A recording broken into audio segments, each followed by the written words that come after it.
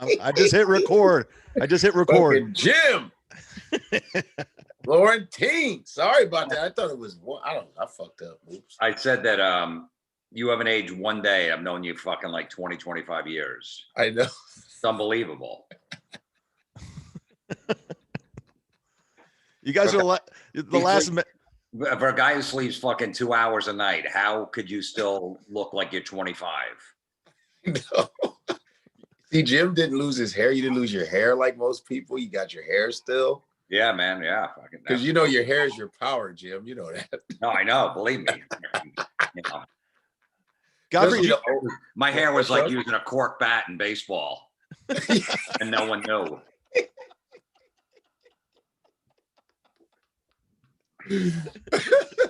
Yeah, and the umpire never knows, motherfucker. Did you know Jim when he had long hair, Godfrey? No, kind of like it was to his neck. Like it wasn't. He had it longer before I met him. He looked like a rock dude. Yeah, like a real, like one of those fucking white snake motherfuckers. Yeah, like 93, 94, I cut it short. Like Kurt Cobain came out, so I went with that's Cobain. When I saw him. That's when I came around about 96. Okay, yeah. So I had the Kurt Cobain kind of thing. Then I saw, yep, and then we would do late nights. Yeah. It was me, you, remember what's his name? Shit. That guy Mike. Well, shit. He was he produced Ray Romano. Mike Royce. Royce, right. Yeah. Remember Royce? Yeah. It was Jeff Greenberg. I don't remember him. Eric McMahon. McMahon. There was Greenberg. He would bring these dumb props, put his nose in the thing. I mean, I think he produces stuff. Yeah, he was terrible, but he ended up producing. Terrible people end up producing. Yeah, basically. But no, you had to give you after 11:10 was the last spot and it was just remember it was dead. Up. The seller was dead. And you could sign up for late night. You got 5 minutes, but you had to go in there and actually sign up. And you had to wait. So if you got there at 8:30, you had to hang out for 3 hours to get the first spot after the last spot. And it'd be like 3 or 4 people. I remember one guy, there was one guy, and he goes, I gotta go to the bathroom. I'm like, you can't. You can't leave. I used to do the same thing at the strip, the comic strip. Yeah, at the comic strip. That's what we do the late night. So you do it real quick, like a quick transfer. All right, you do a joke. All right, next comedian Godfrey. So that table. Yeah, they would disperse, man. Yeah. Holy shit! But there would always be like 1 to 5 people still there. Yeah. And they would be spread out, and you just said, "Hey, man, cool, you're still here." Woo! I know. And you just get off stage to just 2 claps, just you fucking loser. Dude, Godfrey, the other day I was talking to Jim. He's like, I got to call Godfrey. What's his number? I need to talk to a man, a real man. Yo, you don't have my number, Jim? Yeah, I think I do. Yeah. No, I know I do. I mean, not that I don't. I avoid people that aren't like that. I only hang out with guys that I grew up with that are fucking complete slobs. I can't hang out with those other people. I don't want to be around them. I want nothing to do with them. Right. Yeah. Because you guys are like the last dudes in comedy. We were talking about it before, like the last male hetero dudes. I mean, are there? What's going on with people? Are they not real hetero anymore? I don't know. I don't fuck with the categories anymore. You know, they got new categories. They got cis males. We're supposed to be cis males, I think. You know what that is? That's 100% heterosexual, cis male, I guess. Is that what that is? Yeah. You know, but if it were 70s, he'd be like, you mean a sissy? Yeah, exactly. When I hear a cis, I'm like, I don't want to be categorized as cis. I was watching Sanford and Son, and I go, holy shit, they wouldn't have been able to say any of this shit, man. I was just having my kid, my 10-year-old, watching Sanford and Son the other night for the first time. We just watched like 10 minutes of an episode. He loved it. I got him in the Married with Children, the Honeymooners, Little All in the Family, and then Sanford and Son. So I'm going to pound away with that shit. Yeah, just go all in. Let him see. He loved the Honeymooners. He's going fucking, he remembers the lines. Bang, zoom. Bang, zoom, and the fat jokes. Let me show you something. Hold on. Let me show you something. What do you think I'm watching? Are you watching it too? Man, I always have it right here on my jet. The 39 episodes. Are you kidding me? I got the DVD honeymooners. Fuck what you heard. He's quoting lines already about like when Ralph thought the IRS was investigating him, and Norton goes, "What's this number? 1059368. That's my social security number." He goes, "Oh, I thought it was your weight." I thought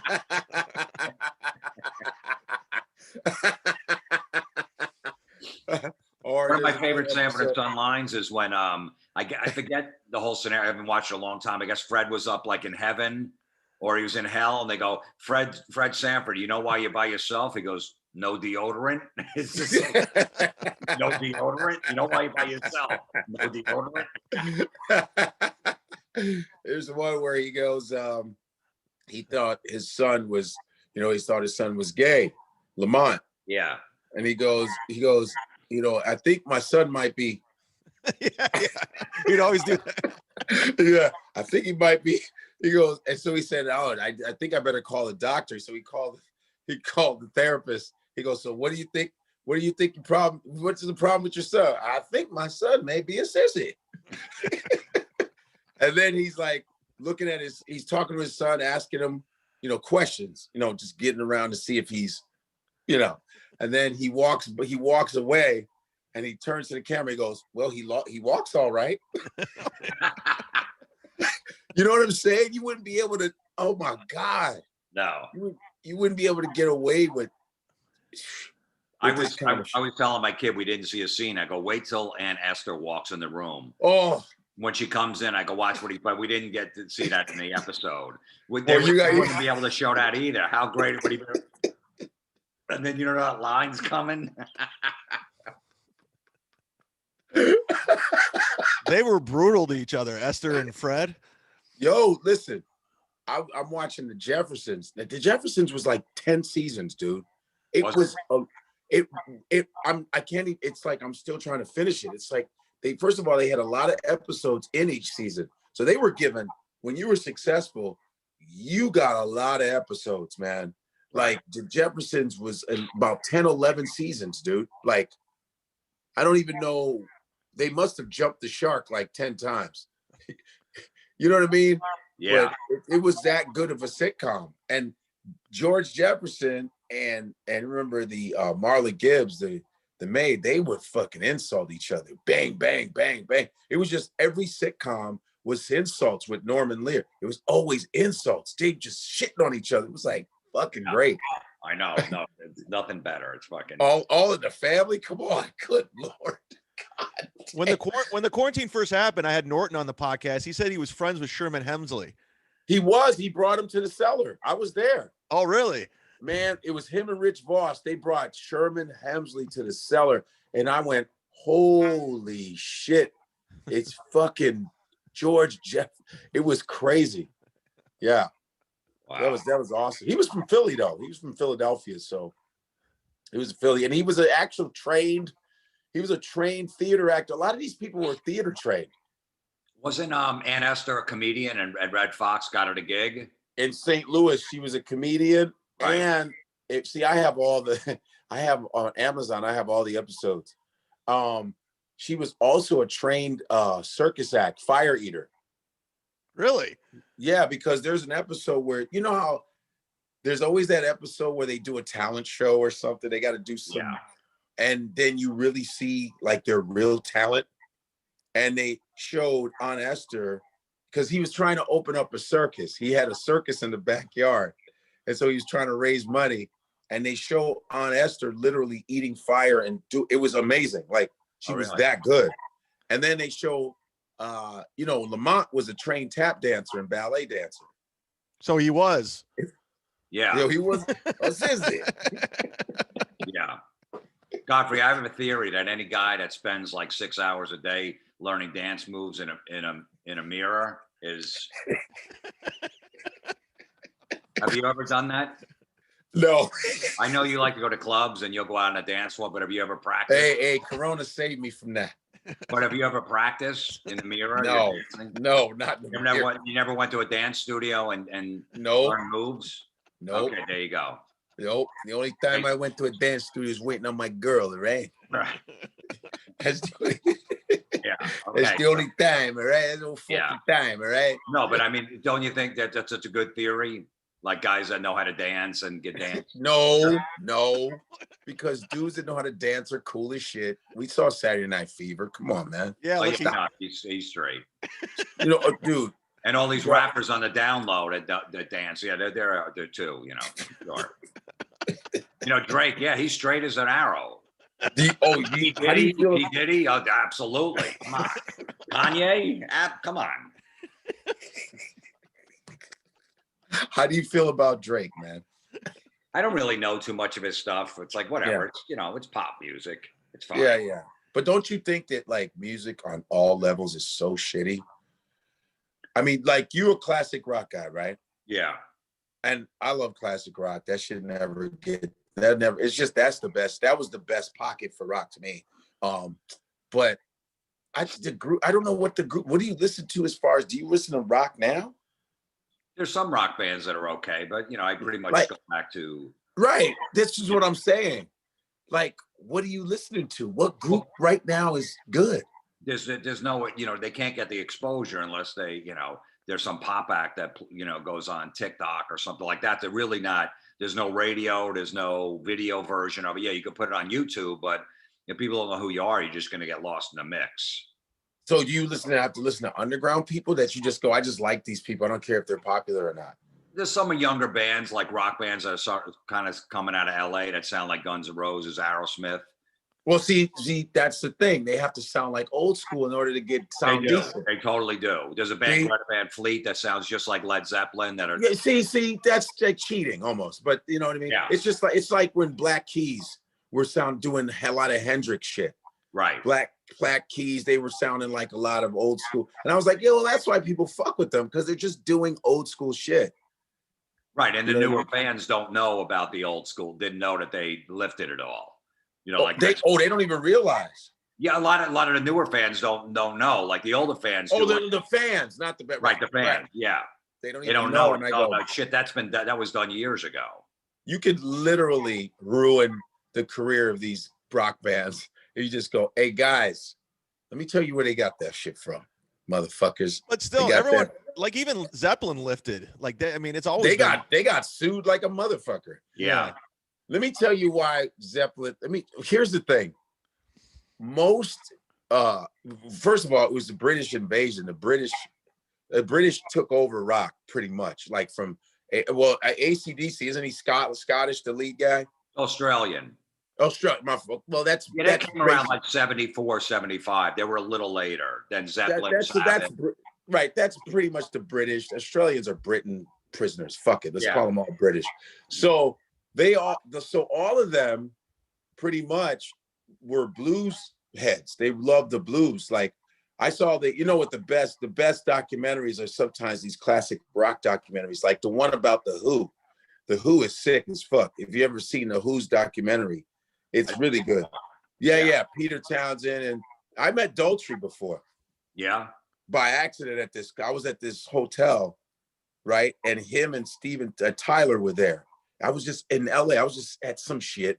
And that fucker Daltrey walked by. I said, God damn, it's Roger Daltrey. He goes, what's up, mate? How you doing? I was like, he's a little dude too. I was like, what's up, man? I was like, yo, what the fuck? Yeah, it was pretty kick ass. It was like fucking Roger Daltrey. And so the documentary shows Daltrey's talking about, when we're in London, we're trying to be like the Beatles, we're trying to do like really corny bullshit music, blah, blah, blah. And it wasn't working, And then one day I'm listening to these black artists, man. I'm listening to blues and I said, that's what we fucking need to do. That right there. That's what, and they said, once we started, listening to the black musicians, that's just when we fucking, And then I watched the Bee Gees. By the way, Robert Daltrey's 5'5". I just looked it up. Yeah, he's a little dude, man. Yeah, he's a little motherfucker, man, with all that voice. You know what I'm saying? So I'm watching the Bee Gees, okay? And so the Bee Gees, before what you know about the Bee Gees, they were trying to be like the Beatles. They have a whole anthology of like Beatles type music, real like, you know what I mean? Real like, happy shit. You know what I mean? Yeah. And so when you listen to that, you're like, okay, we're used to the Bee Gees with the falsetto voice, Yeah. So what's his name? Maurice, his brother said, hey, I remember when we were trying to be like the Beatles and the shit wasn't working. And then they were listening to black people sing and they started hearing that black falsetto. And Barry started going, yo, we need to start singing like, ha, me, ha, that shit. That's when they started singing like that. And so once they started singing like that, they were offered, hey, we would love you to do a record, an album for us for a movie. And it was a movie they didn't know about. They said, what's Saturday Night Fever? We don't fucking know what that is. So they made the music for this movie they didn't know was going to be the biggest fucking soundtrack.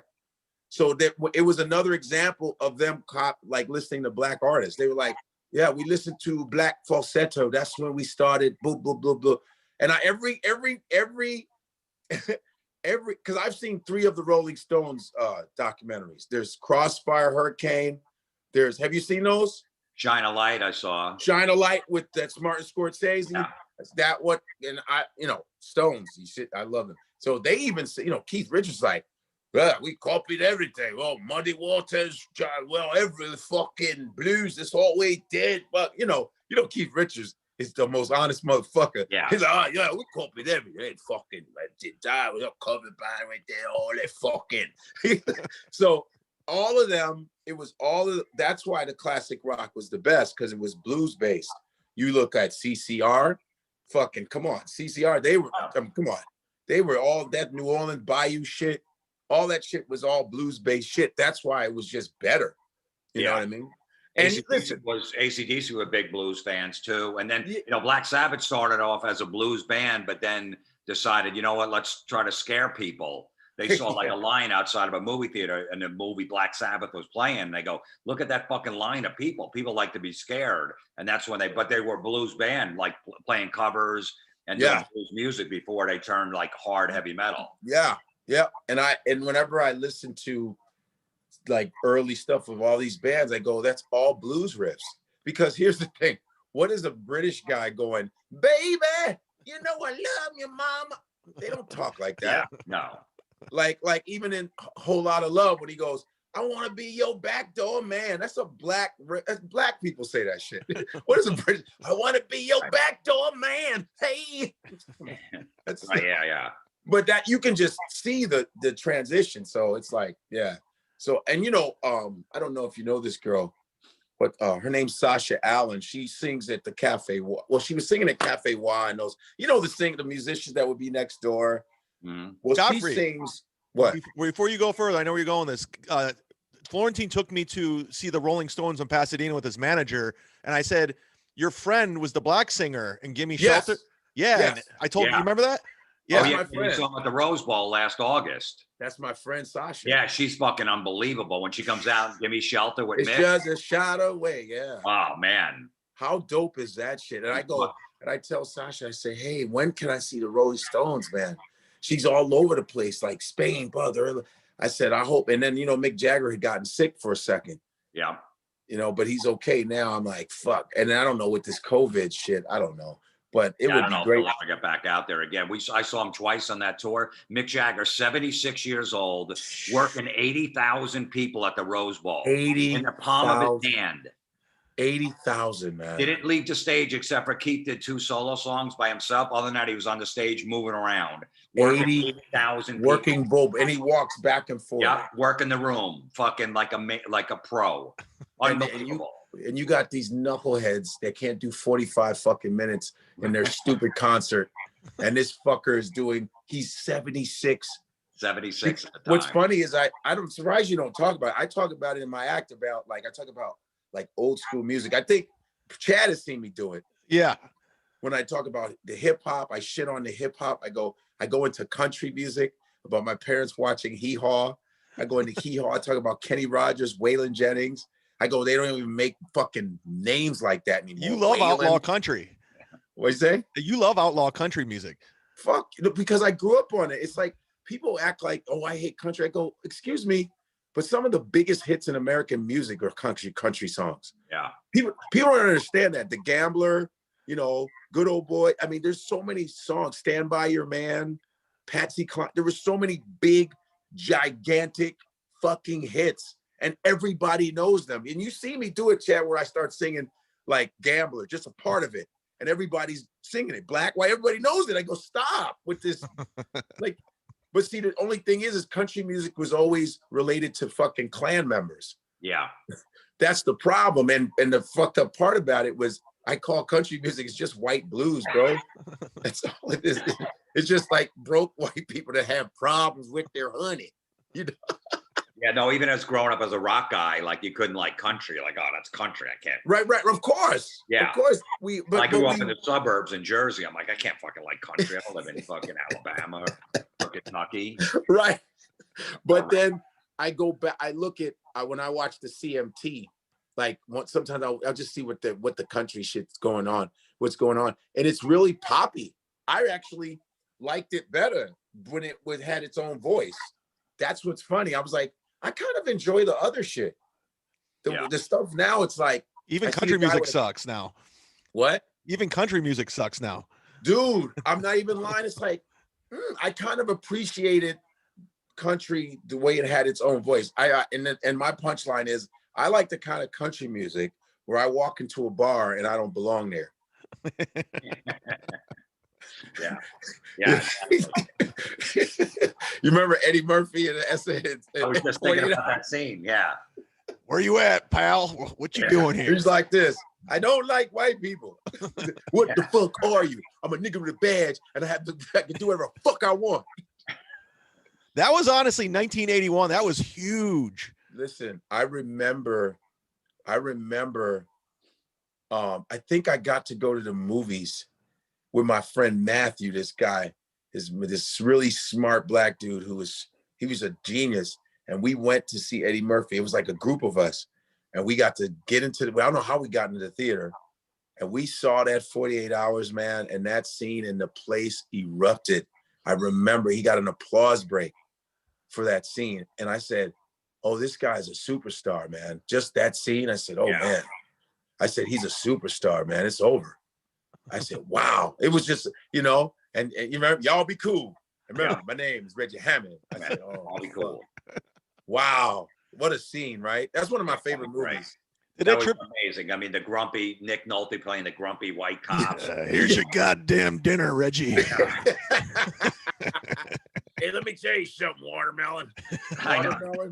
Watermelon. That's another movie they can't make. It was like. I like that guy going back to get his car like 6 years later. It's been here for 5 years. I've been busy. I've been busy. That was Luther. Yeah. He goes, well, I've been, He goes, yeah. That's, Luther. Gans. Also, Gans. What's funny is Gans, the guy who played Gans was so good. He was in the Warriors. I didn't know that. Yeah. He was the main guy one of the main guys in the Warriors. There was the one guy who was the lead guy with the long, but then he was one of the Warriors too. He's still acting, that Gantz dude, but he's like he plays like commissioners and lieutenants. And I go, that's fucking Gantz. Amazing. So that trip you out when you met Eddie Murphy was a fan of yours? Did that like freak you out? Yeah, fuck yeah. I remember Eddie used to come around in New York. I remember he came by the comic strip one time. And remember John Bush? Yeah. John Bush was on stage, and I know John went up before me or something. He got to Eddie left after John, but John was like, that's John, John gave up on comedy kind of. He did. Yeah, I haven't heard. What is he doing? I think he was doing theater in Minnesota. He moved back to Minnesota. Yeah, he was good. He was a good dude. I liked him. He was good, and he was funny. And I remember one time being in Minnesota, and there was I was doing the House of Comedy in Minnesota, but I was doing it at the mall. There's the Mall of America in Minnesota.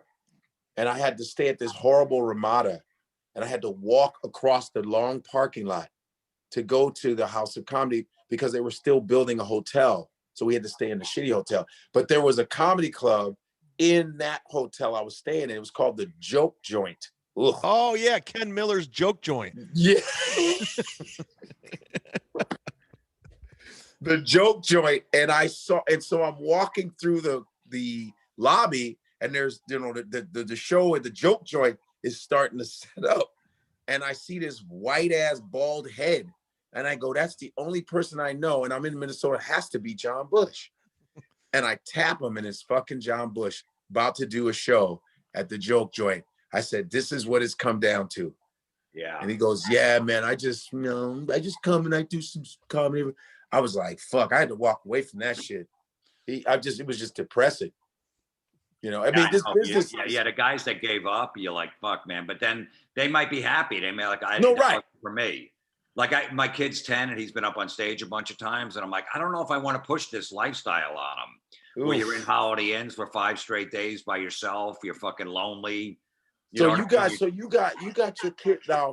There's a couple of black comics that have their kids doing comedy, right?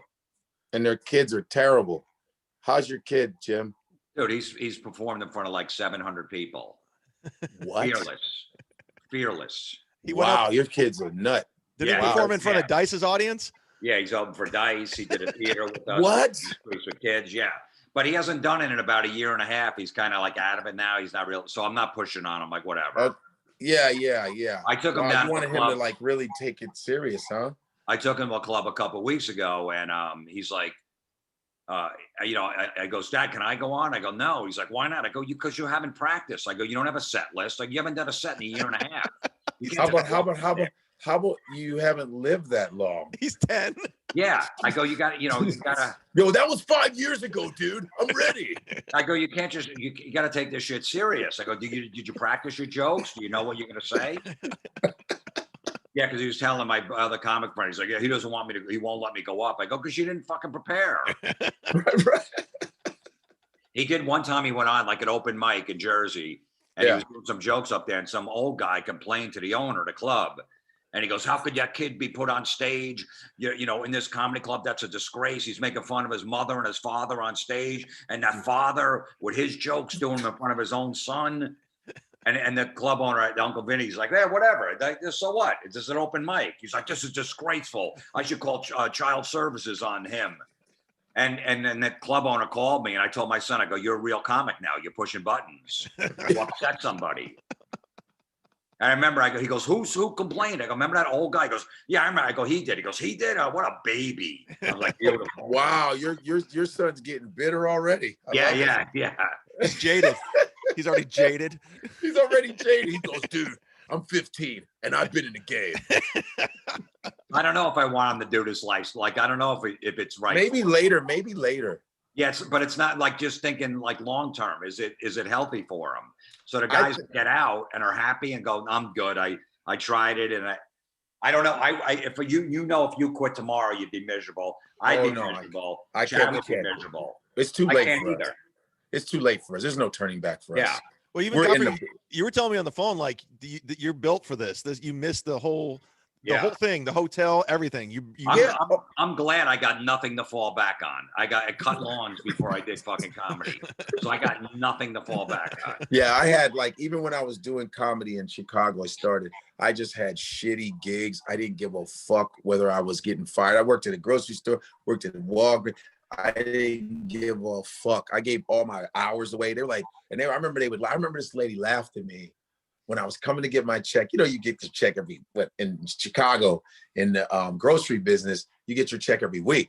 So I was like, and so the lady I was cashing she goes, this is it? I go, yup. And when I get on the microphone, I'm gonna shit on you one day. Give me my fucking check, bitch. Right. I said that shit. I said, yeah, but you motherfuckers, I'm gonna be shitting on you fuckers one day.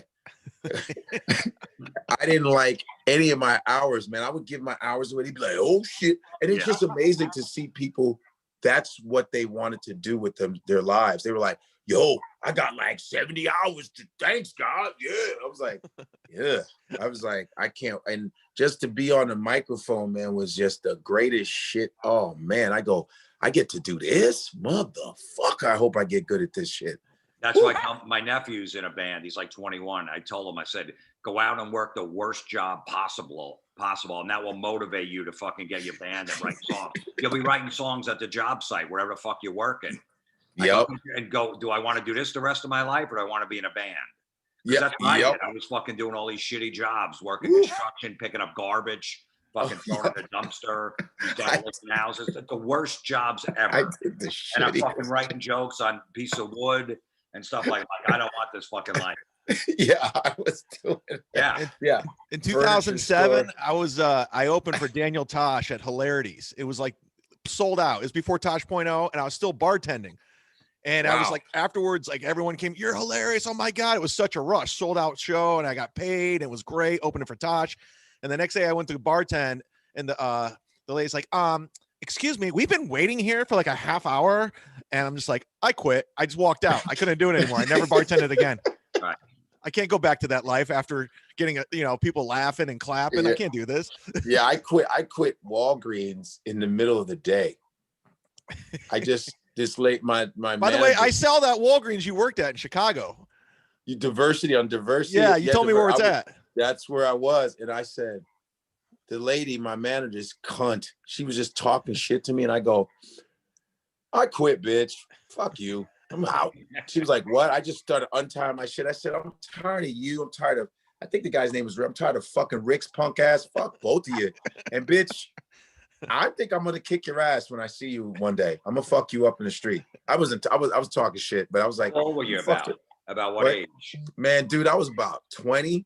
I was like about 21, 20. I said, fuck you. I'm out of here. Fuck this shit. Right. This is bullshit. I walked out in the middle of the day, went back home. My father was home. I didn't think he would be home. He goes, what are you doing home? You're supposed to be at the job. I said, I quit. He goes, why are you always getting fired? I said, I don't like the way people talk to me. I don't listen, I don't care, because I was inventory. I was just putting stuff up on the shelves. That's what I like. I don't like that register shit. I just put stuff up. I go, I'm easy. And man, you tell me to do a job, I do the job. I don't care. But don't fucking talk to me. Don't dehumanize me. Don't condescend. I don't do, and I don't like when people do it to the other workers. I don't like that. I don't like that kind of shit. So I go, I don't like, and I told them about them. I said, I don't like the way you talk to Hector. I remember this kid named Hector. This guy, listen, you talk about racist shit. This guy, they made this fucker security. They made him do everything. He would tackle people. Because, in Walgreens, all the drugs, a lot of the homeless drug addicts, they would steal drugs from the wall, the drug wall, and run. And I remember one time this guy grabbed some shit. He was running. They were like, Godfrey, catch him. I go, motherfucker, I'm inventory. Right. That has nothing to do with me. What if he stabs me? I'm not chasing him. Get a security guard. Get a security guard. And Hector, this guy would just chase and tackle and fight and get stabbed. I'm like, Hector, what are you fucking doing, bro? Yeah, but it's just amazing when you go to these different jobs and you see these different experiences. I go, fuck that. I worked at what is it called? Telemarketing. What's the shit over the phone? Telemarketing. Yeah. I did telemarketing. I was selling office supplies. I did it for a summer. And I'm not gonna lie, the guy that was my manager, he was to watch him sell was the most amazing shit I've ever seen in my life. I would be on the phone and he'd get on the phone with me because you're reading the little thing. Hi, welcome to G&O. My name is da-da-da. Are you interested in da-da-da? And he'd be like, and some people would be like, nah, I'm not interested. And he would literally look at me and go, and he would throw me lines. He'd go, say, wait a minute. Da-da. I said, wait a minute. Da-da-da. Dude, this dude was so good. Everything he told me, they would be like, okay, I'll listen to you. I'm thinking, but I learned the art of selling with this guy. I mean, that was one of the best jobs. I hate office jobs because I hated the people I worked with, but my manager was so fucking awesome that I enjoyed it through him. Yeah. You know what I mean? So that I learned that. And then I had another job, furniture store.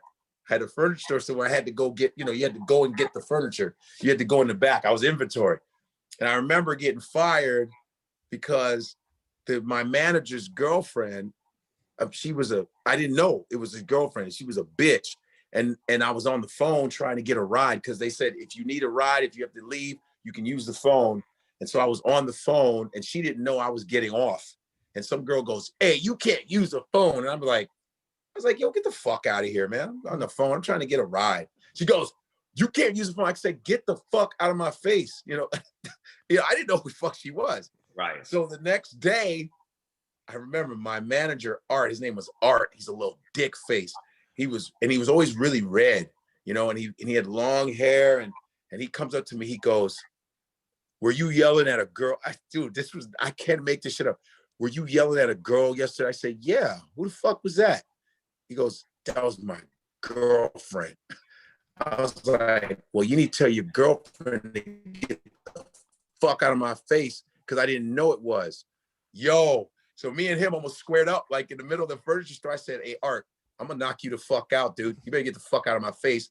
And your fat ass girlfriend, that bitch, talk to me again, I'm gonna shove her. Oh yeah, I was that guy. Because they're so rude. Yeah. So I got fired from all my jobs. I worked in the liquor department too. At Walgreens, they moved me to the liquor department, and I was threatening to hit this dude with a bottle. Jesus Christ, you're always threatening. No, shut up. No, the reason why, no, but here's what happened. I had a temper problem. Here's what happened. You're always about to fight someone at your jobs. There was a guy, I was with this Arab dude who looked like Saddam Hussein. He was managing. His name was Muhammad. We had so much fun. And this guy walks in, it was Halloween. He walks in with blackface on his face and dreads. And I'm like, you know, I was already militant. So I was like, and what the fuck are you supposed to be?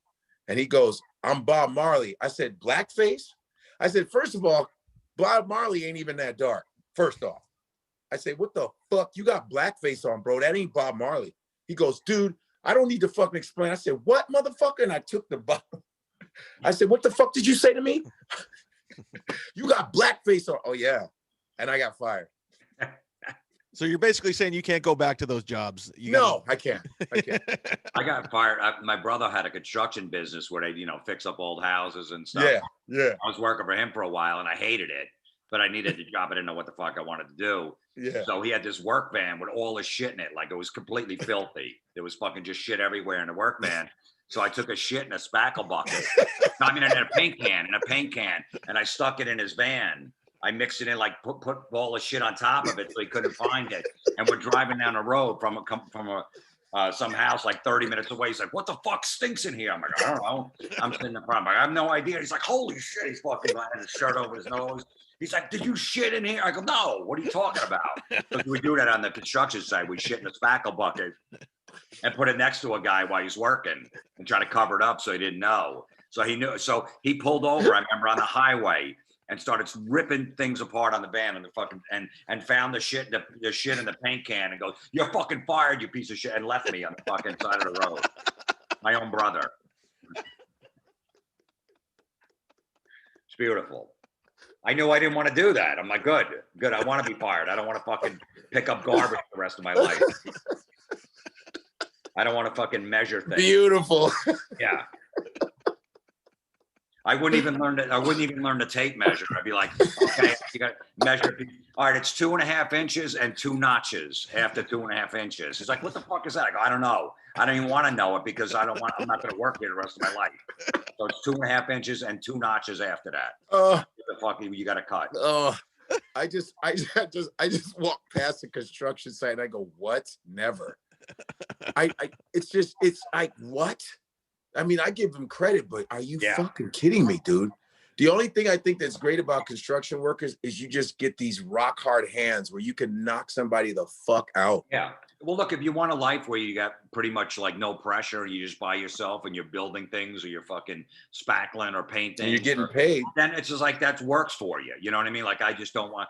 I had my kid watch Office Space the other day. I go, that you'll never want to work in an office. I go, watch this movie. And he fucking loves it. Yo, with the boss, that guy, the boss. Oh, yeah.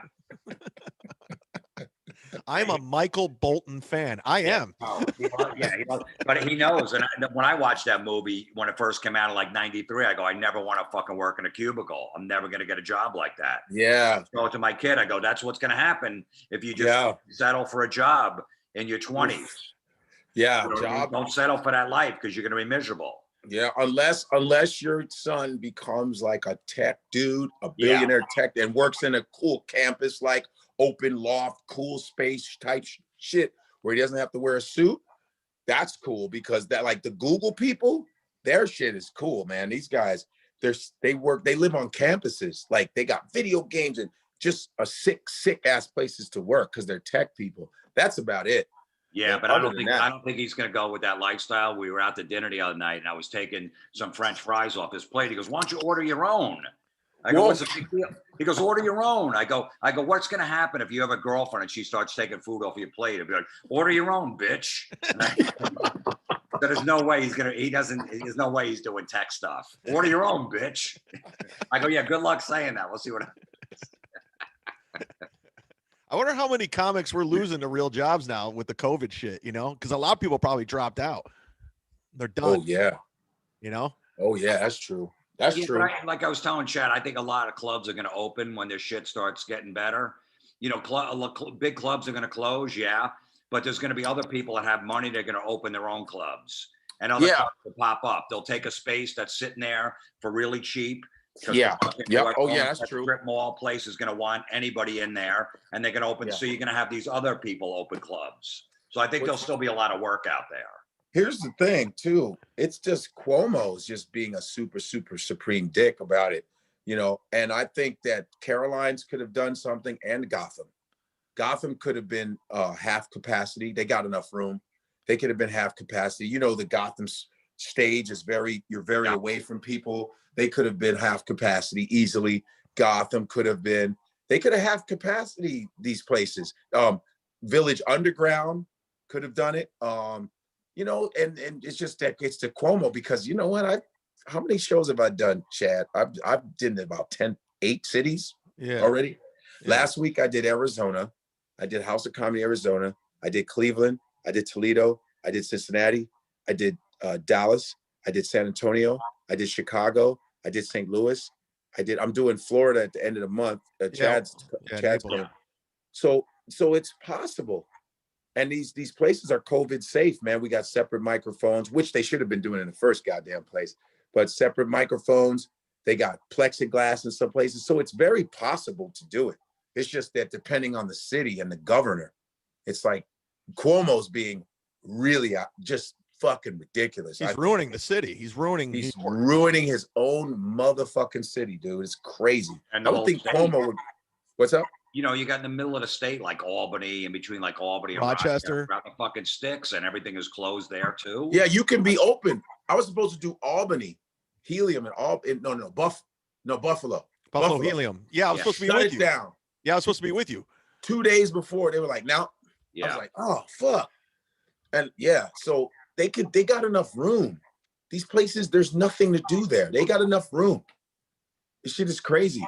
Yeah, or what they could do, I don't know. I'm thinking, they got to have spaces in these places. Like, hey, why don't we just do the comedy here because we got more room here, temporary or something. I don't know. Fuck, I don't know. Well, I think I'm in Jersey and stuff. I figure around April when weather starts getting better, there's going to be a ton of outdoor shows, and I'll do every fucking one in this area in Maryland, New York, fucking Pennsylvania, Jersey, Connecticut, Rhode Island. They'll be, they were doing that a lot in the summer. I'm like, fine, I don't give a fuck. I just want to be on stage. What's great is the weather. We've been lucky. The weather's been mild as shit this winters. And so it's just going to start warming up at a certain point. Yeah. And they're going to be setting the tables out. They're going to be like, let's go.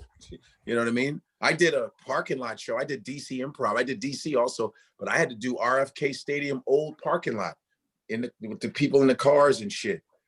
But I was getting money, so I don't give a fuck. I'm like, I'll suck it up, whatever. Yeah. You know what I mean? But everybody knows, and I did Zoom shows. I've done 3. You heard of nowherecomedyclub.com? Nowhere Comedy. Yeah.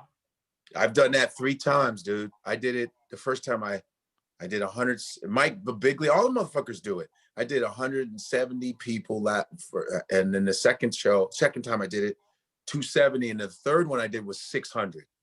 Wow. And you do like a meet and greet too, like a VIP thing? Yeah, man. I sold all my shit out. It's fucking great. But I busted ass. I pushed mine 2.5 months so I could have time to talk about it every single day. I fucking all my fans like, yo, go to my, and that 600, man. I got some nice money from that bitch. It's like, You know what I mean? I did a streaming show like early December. That was like the last show I did in Maine. Right. Did a live pay-per-view streaming thing and stuff. And I'm going to use that as my next comedy special. You know what I mean? Shot. So it's beautiful. So I'm like, I got it in right before fucking numbers started getting crazy, clubs closing, you know. Yeah. All planned out. I had the set ready to go. Yeah. So people say, wow, do you miss like being on stage? I mean, fiending like before when it first started. I said, actually, I was okay because I've been on stage every night. I've never taken a break. I haven't really taken a break since I got to New York. Other than like maybe Christmas break or traveling, I never took one. I remember Robert Kelly saying, yeah, I take break. I go, and he goes, why don't you take breaks? I said, no, I just don't take, I don't need to. For what? I was like, it's not like I'm stressing out. I'm just going on stage. This is what I like to do, you know? And so that was the same with Norton too. Norton was the same way. Yeah, it was a habit of it. It's a lifestyle. It's not like, oh, I got to go on stage. No, it's like, yeah, like a tell. We just go on all the time because that's what the fuck we love to do. You know what I mean? I'm not going to make it look like a job because the job is where I go, fuck, I got to do this. Comedy was never like, fuck, I got to do this. Yeah. The only time it's fuck, I got to do this is when they do 3 shows on a Saturday night and one fucking. Yeah, that's what I was about to say. You never done 3 shows on one night? No, that's the only time. Oh, I used to do that 3-show bullshit. Yeah. But other than that, in New York, to go up on stage for 10, 15 minutes and 20 minutes and, you know, what? It's so, but so when the COVID happened, I had so much stage time under my belt. Like, I haven't lost my step on stage. I'm like, it's the same. Because I'm on live every night. You know, I haven't missed a live either, Jim, since March. Really? Every night? I was telling Florentine about that. Yeah. About how you get people Venmo you and stuff because of live. Yeah, I started copying. I've made about 20 grand with Venmo, with Cash App. That's unbelievable. Yeah. And that's from March. And I just, and my fans were like, hey, you should put a Cash App up. I go, what? I was like, what's that? I didn't know what it was. They're like, put a Cash App in your Venmo and we'll send you money. I was like, what? Okay, because I was entertaining. I'm talking shit. I'm interviewing. And they were like, we want to Cash App you. So I said, put the Cash App up there. And then it was like, boom, boom, boom. I was like, fuck. You read comments, like you talk back with the people? All day. So that's what you do on there at night? I do that shit and I talk to trolls. I fucking go off on trolls and they say, well, why do you fuck with trolls? I go, it's like a heckler. I'm keeping my chops tight. So I don't care who it is. I don't care if I don't see the picture. I go, oh, what, you calling me a bum? Let me tell you something. I have troll night where I just fucking try to go at just to keep that going. Yeah. Because I'm telling you, the lives, I'm telling you, when I go on stage, it's no different. I'm being so serious. It's conversational. I'm talking. That's the way I keep my shit, because it's a performance on the phone. I don't care what you say. This is what we do. You know what I mean? So that's my stage time. Right. You know, that and I do a live. I have not missed. I don't think I've missed a live. I think I was doing lives before that, right, Chad? Before COVID, I was on live. I would always be on live. For how long? I would go an hour and a half, 2 hours. But during COVID, I was going 4 hours a night. 4 hours. So you're still doing like 4 hours a night? I do about like 2 hours and a half, 2. Sometimes, well, the other day I did 3. It depends on what's going on. Sometimes I have crazy people on my shit.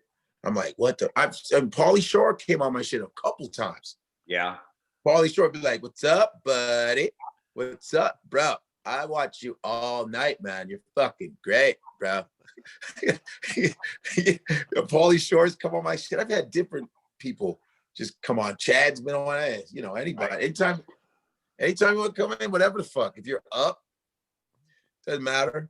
Yeah. You know what I mean? No, because of that, I got like 300 followers at one live we did the other day, just from out of nowhere. Yeah. So now, Jim, I'm at 521,000 followers on Instagram. On Instagram, I was at 300 something when COVID started. Now I've gotten about 200,000 new. Yeah, I'm at 521, and my 21 came past couple of days. I did this video that went viral, so I got like 16,000 followers in 2 days. because Really? it went viral. Yeah. I'm trying to get to that million, God damn it. I'm not fucking off. And I said, I'm going to get on this social media. I'm going 100%. Because you were like against it at first. You hated all that. I was against it. Yeah. I was like, fuck that bullshit. I was Greer Barnesing the whole thing. You know, I'd rather like, fuck that. No, I was like, nope. I said, you know what I'm going to do? I'm going to go 100%. I'm going to go all out. Because you know what? The time is changing like a motherfucker. And I'm hanging around these Instagram stars that are making all this money, and it's all they do. And so I said, I'm gonna connect with some of these people. I'm gonna start doing sketches. I'm gonna suck up my fucking ego, and I'm just gonna do it. And that shit worked. And I'm happy I did it. You sell tickets now, man. So that's great. Now I'm selling like a motherfucker. Yep. You're going around. But I busted ass. Great. What? Yeah. You're going around the industry, which is great. Look at what Andrew Schultz has done. Look at what Rogan. They're like Andrew Schultz couldn't get any Netflix, nothing. But that motherfucker, what? Tim Dillon's making $85,000 a month on Patreon. Tim Dillon. Yeah. Yeah. No, it's great, man. You got to figure it out, you know. And yeah, but the one thing is just if you're not doing it, you're damned. If you're doing it, you're damned. So which one are you going to choose? Right. You know. You doing it, and you're going to be disappointed when you're doing it, but you have to do it to get the results. You cannot not do it. When you don't do it, you're just out of the game. Unless you get on a TV show and get lucky. Yeah. Hey, by the way, Godfrey, congrats on getting on Netflix finally. Fuck. You had to go around Robbie. This one real quick. 1 second. Oh man. God damn. When's it coming out? February. Oh, that's cool. I wonder what you got to tell Tiffany me. Like, Haddish. It's like me, Tony Wood, Dean Edwards, you know, and it's like, and these 3 other girls are Erin Jackson, Barbara Carlisle, and Kim Clark. So it's 3 of us, or 6 of us. It's basically the comics the industry forgot about. Hey man, you know, real shit though. Yeah. No, I'm happy, man. I'm happy. You know, the comic industry forgot about. It's true though. Yeah, or just ignore. Yeah. Or just purposely ignore. Yeah. You know, because I know it's not like we're has-beens. We're not. Like, I'm definitely not. You just didn't. You know what I'm saying? You just didn't kiss enough ass. Yeah, I just can't. I can't either. Never. I can't do it. It's not in me. The most ass in this business is when I started trying to get into the comic strip, and I have to listen to Lucian's stories for like 3 straight hours. Yeah, right. That's different. Yeah. I'd be leaving there like 4 a.m. You'd be fucking babbling. I'm like, I gotta get into a club in New York. And once I get in, I'm like, I just shut them out. I'm like, I'm getting the fuck. I'm done. I'm in. But I did. I remember going like 3 nights a week, me and McMahon and Norton, and we'd sit there and he'd just be babbling and babbling and babbling and babbling. Like, that's just what I got to do. All right, I fucking just take the bullet. It was like fucking a fat chick on a Tuesday night. All right, I'll just take the bullet. It's Tuesday. And then after that, I just never kissed ass. And that's why I'm like, I don't give a shit. It ain't work. Like I always looked at it, I go, dude, at the end of the day, does it matter if I'm in a 10-bedroom house with fucking 4 bathrooms or a 5-bedroom house with 2 bathrooms? Right. Like, at the end, it really doesn't matter. To me, it doesn't make a difference. So I don't fucking, what am I going to do with these extra bedrooms? Right. That's why I always looked at it. I'm just going to do it my way. And if I don't fucking know, I don't want to kiss somebody. I never kissed ass. Yeah, you know. Oh no, hell no. Besides that, in life and anything, I just fucking whatever. I never kissed a girlfriend's ass. That's why fucking, you know. Right. They always say badly. I'm not kissing your ass. Right. Sorry. I'll meet you halfway sometimes, but that's about it. Right. Not all the time. That's why, you know, yeah, man. It's I remember Patrice O'Neal at one time he told me, he said, man, what do you want to be? You want to be that $10 million motherfucker or $20 million motherfucker? He goes, you know why I want to be the $10 million motherfucker? This is after the roast, the Charlie Sheen roast. He called me. He goes, I'd rather be the $10 million motherfucker because the $20 million motherfucker got to kiss ass and pull his pants down. and get his ass wet. He goes, I'd rather be $10 million motherfucker that has like a nice little crew of Jewish managers, and I keep my dignity. I can tell people to fuck off, and I can still buy the same shit a $20 million motherfucker can buy. You know what I mean? Fucking what beautifully said. It really is. Because it doesn't matter. Yeah. That shit. Yeah. I mean, like some people, like I know I could sleep at night. Other people that just kiss ass and just constantly got to do what everybody else is doing. It's like, are you okay with that? Wow. You know what I mean? The way you live your life. Godfrey, let me ask you, if someone said put on a dress, you can get on Saturday Night Live, would you do it? Godfrey has a theory about black dudes who put on dresses. They like, because their dignity's gone. They'll do anything. He can't. They all make it. Chris Tucker did it. Yeah. I'm just saying, Chris Tucker did. Jamie Foxx did it. We can name a lot of people. They all did it. Like even Chris Rock put on a dress, even though Chris is a great comic, but he put on one too. He did? Yeah, I saw it. I was like, oh, I didn't know he did that, but Chris did it. But Chris is a great comedian, but he did it. A couple people did it. That's just me. I'm just not doing that shit. I don't feel comfortable putting on women's clothing at all. I remember at all in any kind of capacity. I remember years ago, I used to say, look, if you see me on a hit sitcom, I suck the dick. Just know that if you see me on fucking ABC Thursday night, 8 o'clock, and I'm one of the main characters, I blew a guy. My thing is, that's why I think it's important that more women are in charge, because I don't mind doing that. I'd smash one of them chicks up there in the upper echelon. I don't mind that. I would love to fuck my way to the top with women. I do that. I do it but they don't let you. They don't let it. It's never that easy. They don't let you have it like that. No. Nope. I heard Eddie If fucked somebody at Comedy Central. He told me. Was it a chick? Yeah, it was a girl. Yeah, so he says she wasn't that good looking, but he's like, I didn't give a shit. But that's different. Yeah, no. I was like, if I had that opportunity, I'd do it. Women do it. Yeah, but it's never that. One of those college conventions, NACA. Uh-huh. Yeah, I wound up banging one girl just so she booked me at her school. Yeah, see, that's fine. She was nasty, but I'm like, whatever. I could use the $750. But sometimes you got to James Bond it, you know? Yeah.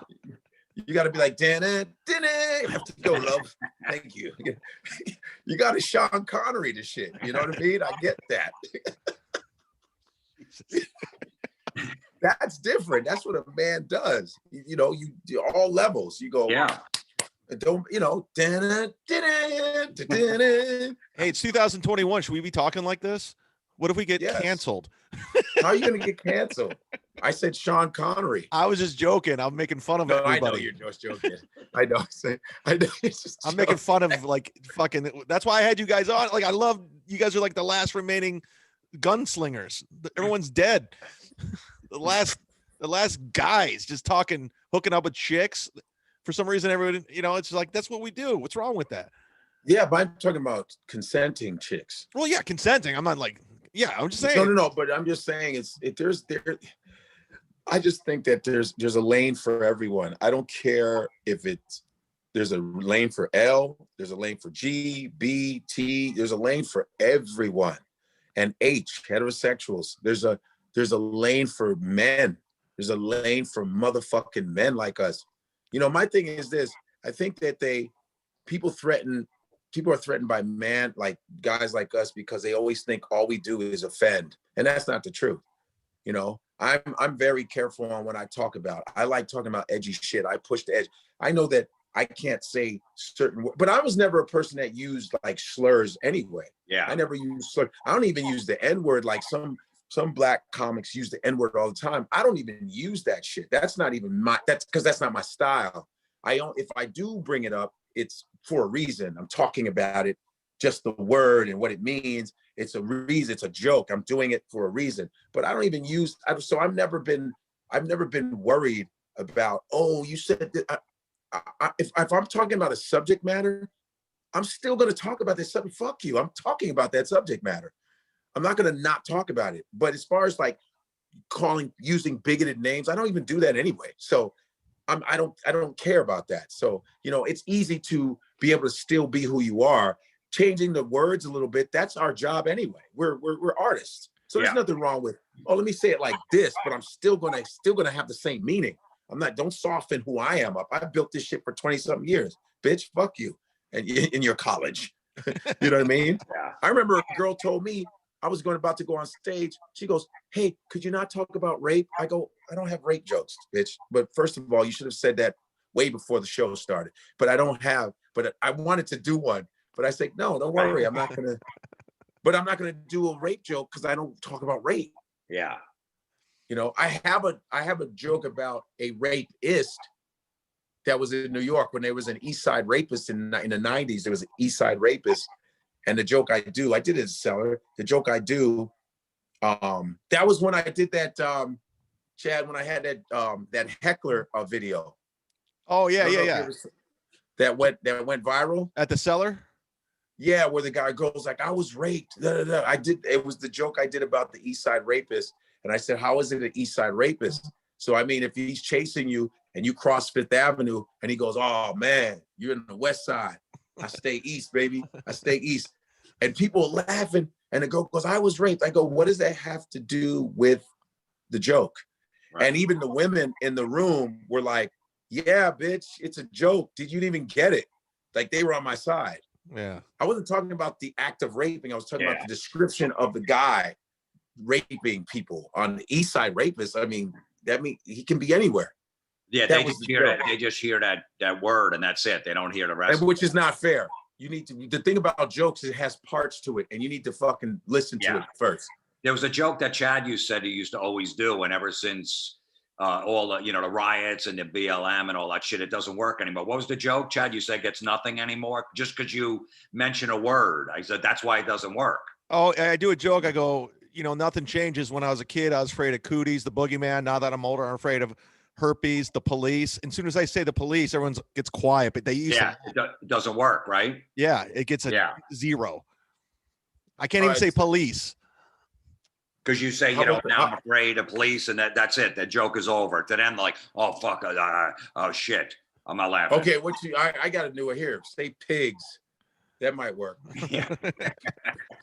I changed it to protesters, and it worked, actually. Herpes, protesters.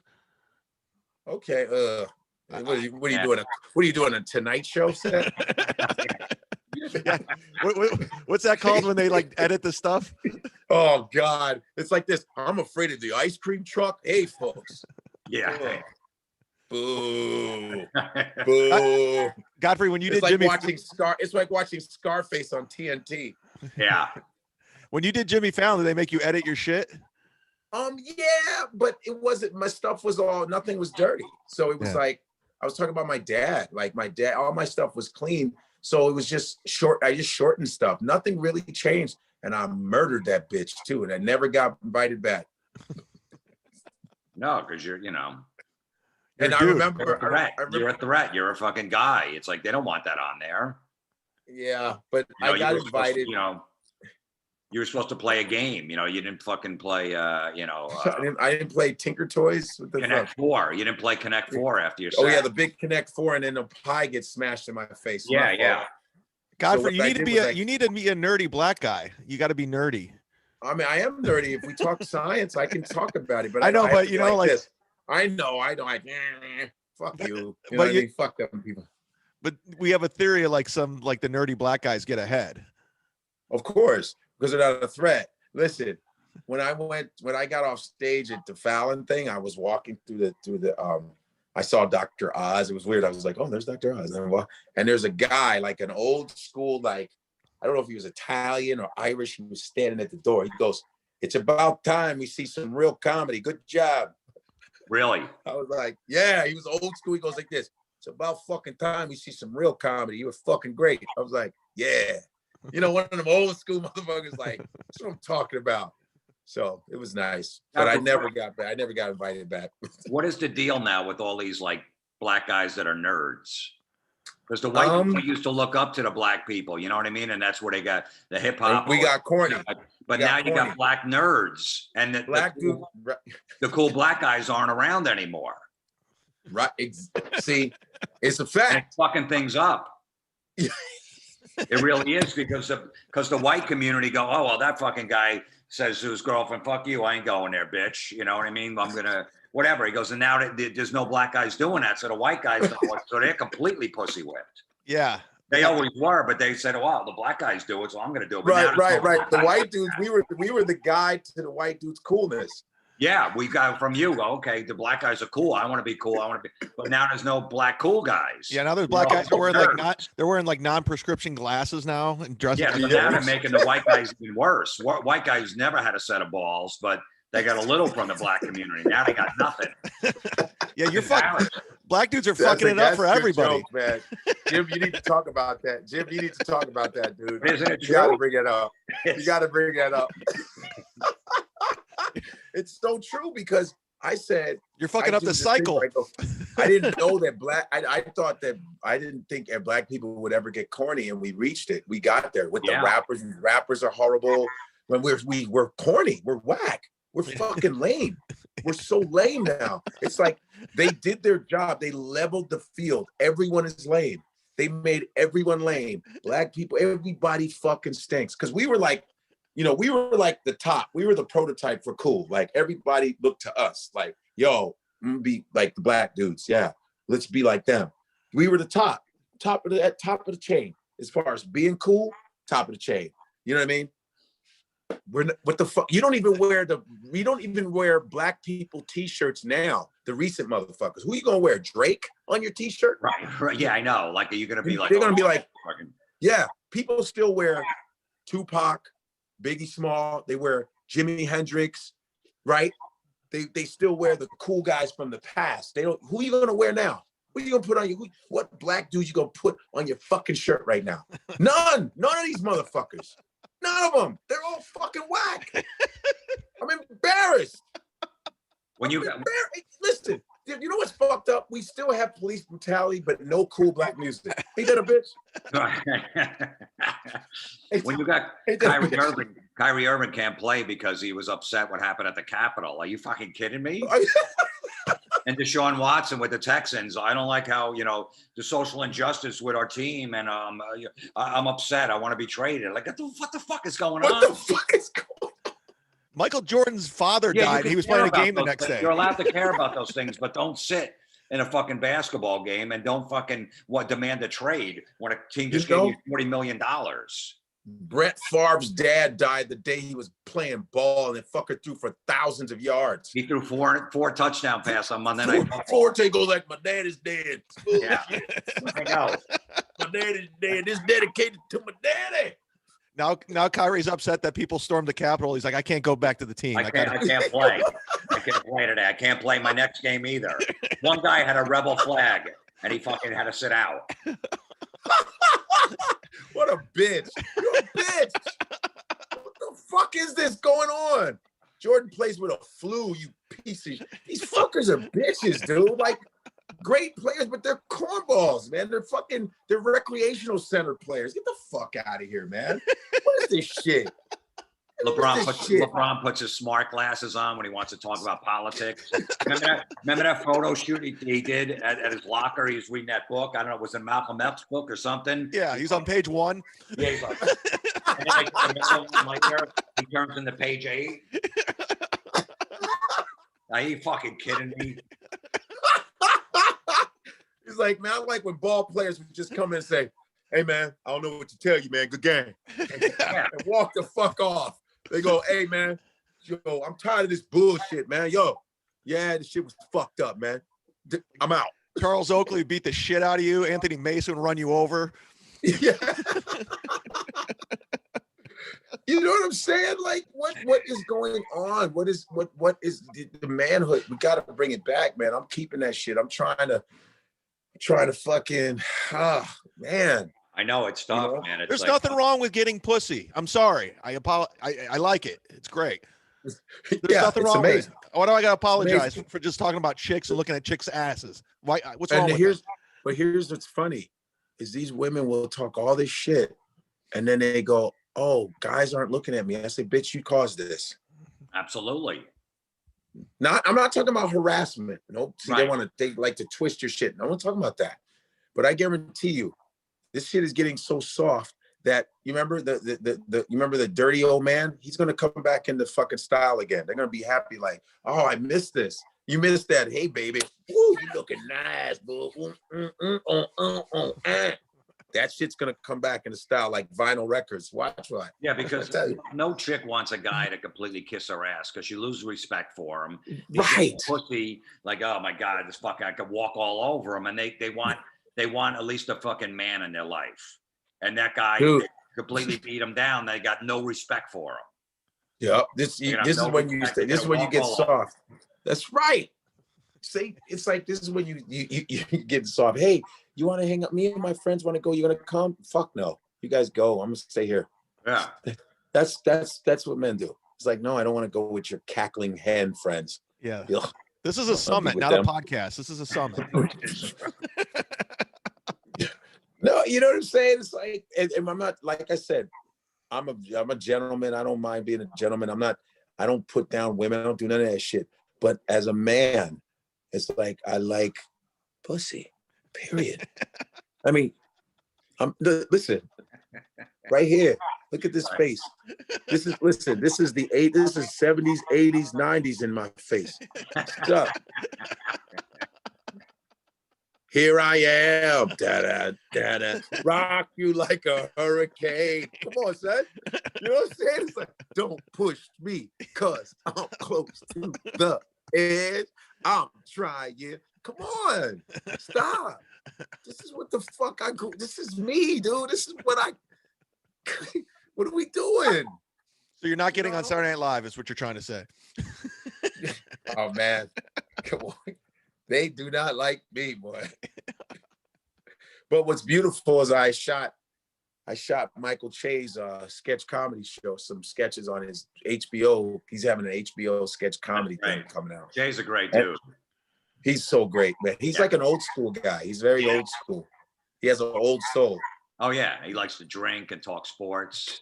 Wasn't his dad like a cop? Yeah. Yeah. His dad, his brother's a cop too. Yeah. His brother's a cop too. He's just very old school. I think that's why we get along with the guy. He's just not. He's not pussyfied. You know. He's not. He loves sharing his shit. He doesn't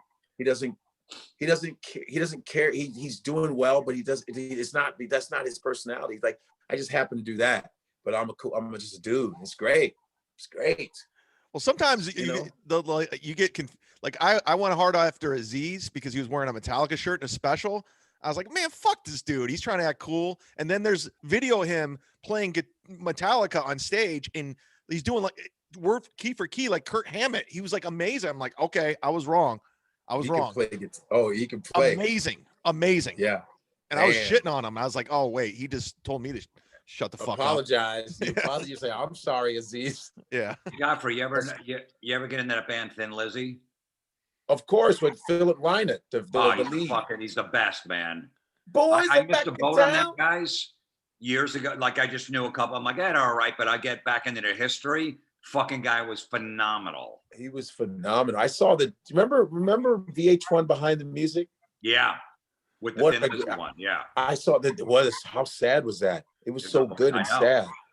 Dude, you go back and listen to their records. Go back and listen to their catalog. That band should have been just as big as every fucking band. They should have been arena band in the United States. They had so many fucking great songs. Yep. It's a good one too. It's good shit. What happened? What? He died of a heroin overdose in 86 at like 36 years old. And he was raised in Ireland. He was a black Irish kid. He was mixed. Yeah. Philip Lynott was raised in Ireland as a black kid, and and then he wanted to be Hendrix. He wanted to be like a Hendrix type of guy. And yeah, it just, he was killing. They were doing well.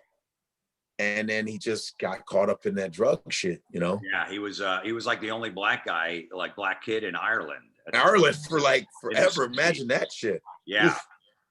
Imagine looking like that in redhead afro and shit, and then got in a band when he was a teenager. And was fucking unbelievable. The shit, you go back in their catalog, what a great writer he was, a songwriter, the fucking words and the songs.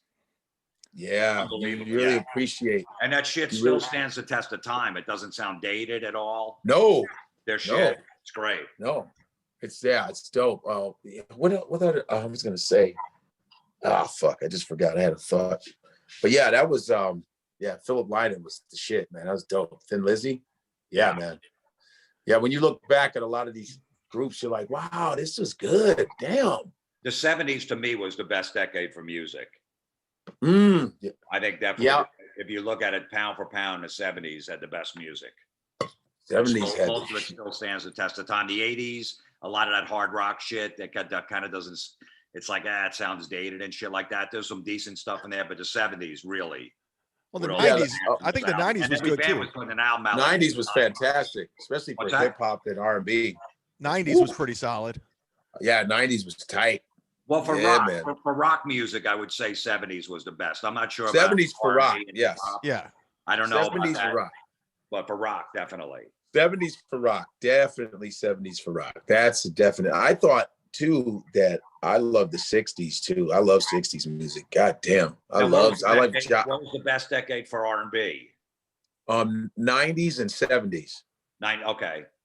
Because the 70s, well, you know what? It's tough because the 70s, you had the R&B, you had the Jackson 5, you had all these groups, Luther Vandross, but then you had the funk era too. Late 70s, 80s, you had George Clinton, which Red Hot Chili Peppers copied them. They were like, we dedicate our whole shit to George Clinton and the funk. So there was the funk because you had James Brown. It was real nice. Let's just be real. Between the 70s and 90s, it was just some good shit, man. It was just so many. Even the 60s, I don't care. I love old school shit. I like Motown. You had the 60s and Motown. You had like all the rock and during the Vietnam War, all the hippie music from the Zombies to the fucking, you know what I mean, to the Box Tops. I like all that shit.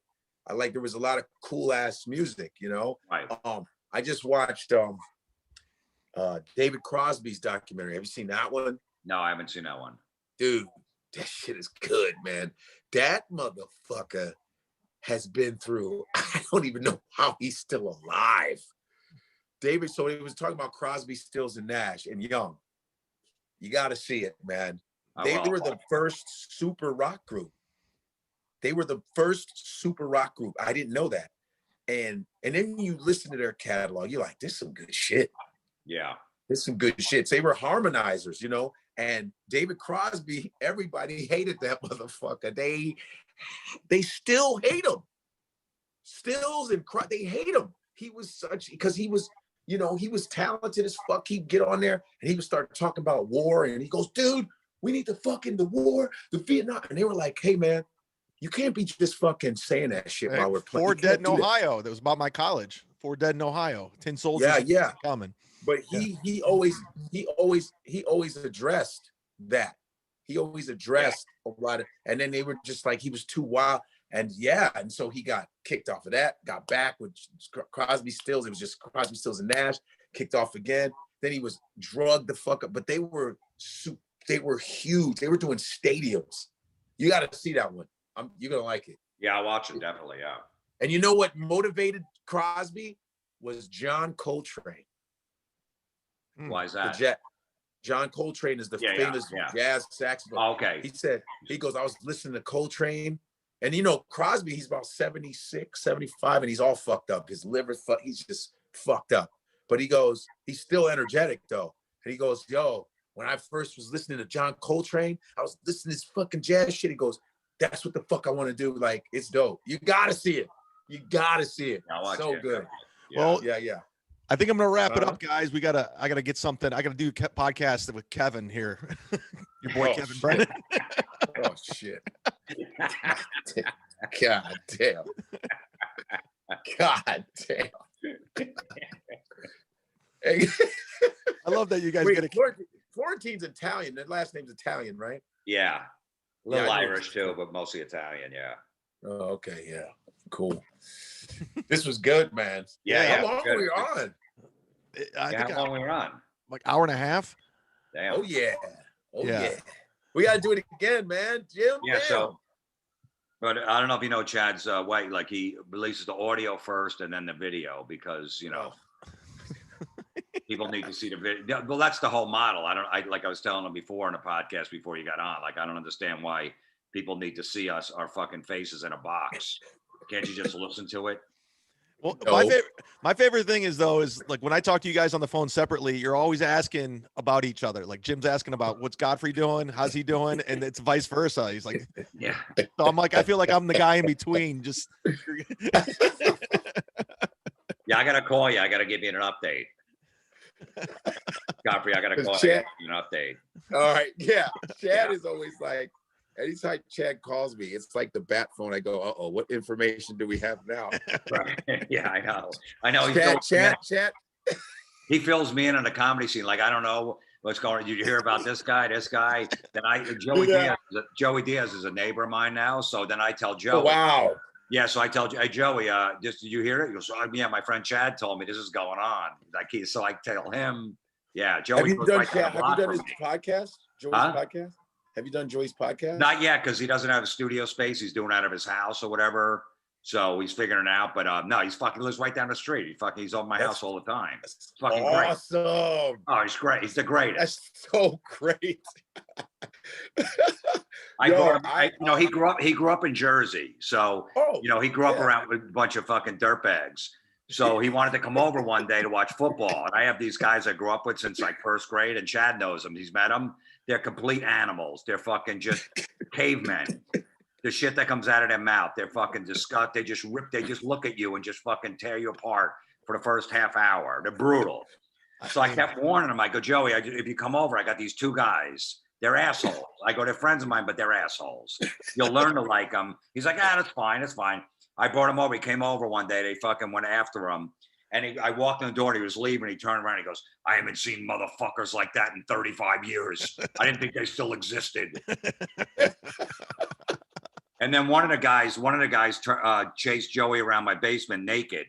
He was all drunk and he chased Joey naked because the Dolphins scored a touchdown. He fucking took his clothes off, and Joey called Rogan the next day. Goes, Joe, he goes, a 55-year-old man chased me around Jimmy Florentine's basement naked yesterday. I need that. I'm around my people now. I'm around my people now.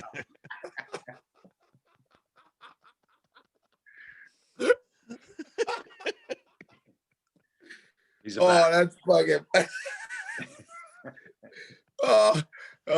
That's what Chad does. Chad calls you, and he'll pretend like he's giving you small talk. Then he goes, "Hey, I wanted to tell you. Guess what happened?" Yeah. Did you hear about so and so? I know because sometimes I'm out of it. I'm off the radar. And really? This is going on? These two people literally Rona Barrett of comedy. Yeah, no, it's good. I need that because I'm like, I still want to. Yeah. I like when people are fighting. Chad got the info. I'd be like, yo, guess what? Guess who got fired from the yeah.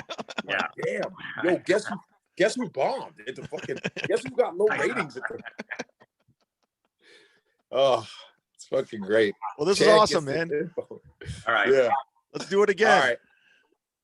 All right, guys. That's a wrap. See you guys. Hey, Godfrey, plug what's our Naples gig? Plug that. Man, I got the Naples, Florida, the Off the Hook Comedy Club in Naples, Florida. That's January 28th through the 31st. And also subscribe to my podcast, In Godfrey We Trust, on the Gas Digital Network, Tuesdays and Fridays at 9:30 p.m. And you can also subscribe. I've reached 100,000 subscribers on YouTube. You can see some episodes of In Godfrey We Trust. Go to Godfrey Comedy. Plain and simple. There it is. Jim, you got anything? You good? Yeah, I got a gig January 30th. Nice. Theater. There's a space there called the Vogel. I'm doing me and Don Jameson. Count Basie, baby. Oh, wow. Nice. And we're doing, I do my every Monday and Thursday. Everybody is Awful, my podcast on Barstool. People are going to watch this episode. Thanks, guys. All right. I'll see you later.